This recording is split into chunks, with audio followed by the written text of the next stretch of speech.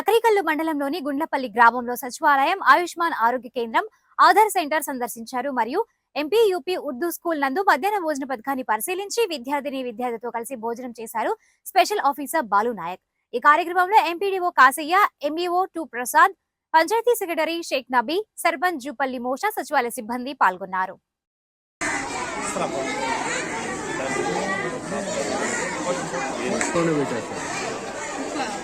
అందరికీ నమస్కారం. నేను పీడీడీఆర్కి బాగున్నాను. ఈరోజు గౌరవ జిల్లా కలెక్టర్ గారి ఆదేశాల మేరకు శుక్రవారం స్పెషల్ డే సందర్భంగా గ్రామ సచివాలయం, అదేవిధంగా ప్రభుత్వ పాఠశాలలు, పీజీ సెంటర్స్ను కూడా ఒకసారి సందర్శించి అక్కడ చిన్న చిన్న లోటుపాట్లు అయితే వెరిఫై చేసుకొని అదేవిధంగా చేయమని చెప్పేసి ఆదేశాల మేరకు ఈరోజు నగరకాల మండలం గుండ్లపల్లి గ్రామానికి రావడం జరిగింది. గ్రామ సచివాలయం 1 వెరిఫికేషన్ చేశాము, అక్కడ ప్రాబ్లం లేదు.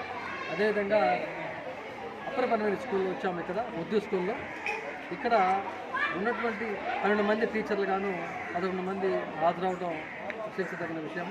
అదేవిధంగా 310 మంది ముస్లిం సంబంధించిన బాలబాలికలు అందరూ ఉన్నారు. అందులో ఎస్సీస్ 2, ఎస్టీస్ 2 ఉండడం జరిగింది.